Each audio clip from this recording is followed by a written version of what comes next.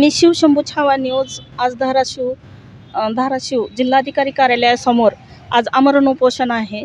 तरी ह्या महिला बसलेल्या आहेत, यांचं म्हणणं काय आहे त्यांच्या तोंडून आपण ऐकू। यांच्या मागण्या काय आहेत? ताई, तुमचं मागण्या काय आहेत? का बसलात आमरण उपोषणला? आमचं पोराला न्याय भेटेना, 6 महिने होत आलं। पोलीस म्हणते 10 दिवसानं असं काय झालं होतं? मुलाला मारलेलं होतं, बहिणीसाठी छेडलं म्हणून पोरगा विचारायला गेलं। भाऊने विचारायला गेल्यावर मारून टाकले मुलाला। कुणी मारलं? आमच्याच घरासमोरले माणसं गल्लीमधले। मग ते 5 आरोपी अडकली ती, आणि एक रणजित चौधरी असलं फरार आहे। मग ते भेटेना, 6 महिने झालं। पोलिस असं कसं हुडका लागली, का सापडेना पोलिसांना? कशामुळं? त्यांनी पोलीस म्हणते ते आम्हाला विचारायला गेला का, म्हणते ती 10 दिवसांनी धरतो। पण मग मुद्दा काय ते सांगेल खरं आम्हाला सांगा म्हणून 2दा झाला आता, हे 3ऱ्यांदा बसलो उपोषणला आम्ही। आमच्या पोराला का न्याय भेटेना अजून बी। तुमची दखल घेतली नाही प्रशासनाने? ती सरकार लोकांना दखलच घेणे ते अजून बी आमचं। तेव्हा बसलो असं सुटवलं, आमदार साहेब आले 15 दिवसांनी तुम्हाला सांगतो, 15 दिवस झाला का तुम्हाला दराला लावतो त्यांना। मग 15 दिवस मुदत दिली ती आम्हाला। 15 दिवस महिना होत आलं, कैलास पाटीलनं उठवलं होतं, त्यांचं गोष्टी ऐकून आम्ही उठलो। आता महिना होत आला अजून काय नाही। काय आता तुमचं म्हणणं काय?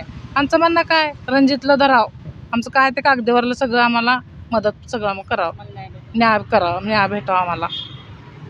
काका काय म्हणताय तुम्ही? आता मी गेल्या महिन्यात उपोषणला बसला होता। कैलास दादा पाटील साहेब आलते, PI आलते आपले शेरपूर डिस्ट्रिक्टचे। त्यांनी म्हणले गेल्या उपोषणला म्हणले की आम्ही 8-10 दिवसात पकडू म्हणले। आता म्हणले 15 दिवसात पकडता म्हणले, तुम्ही उपोषण सोडा म्हणले। आम्ही उपोषण सोडलं।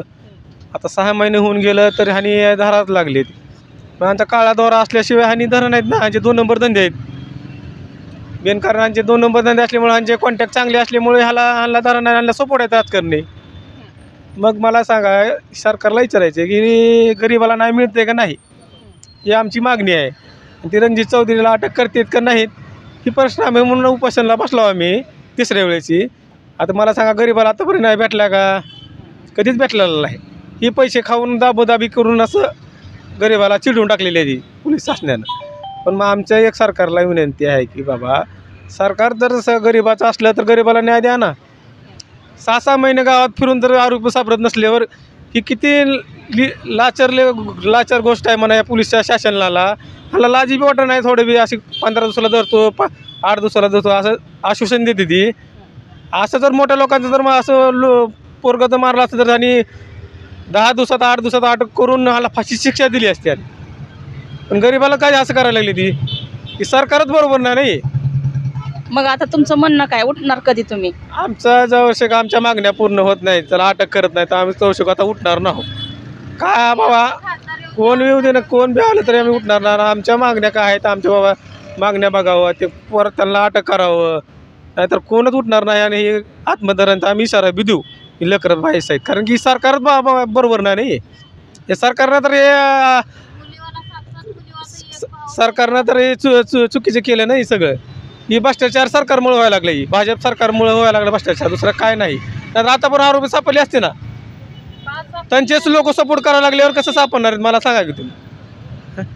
ही सगळं का शहराला माहीत आहे किंवा कोण सपोर्ट करायला लागलाय? प्रशासनाला काय इशारा देऊ शकतात? प्रशासनाला मी इशारा देतो आणि मी म्हणतो की मी जर आम्हाला नाही भेटला नाही जर भेटला नाही तर आम्ही सगळं लेकरं बाळासहित कलेक्टर साहेब ऑफिसमध्ये जाऊन तिथं आत्मदहनाचा इशारा करू आम्ही। शिवशंभू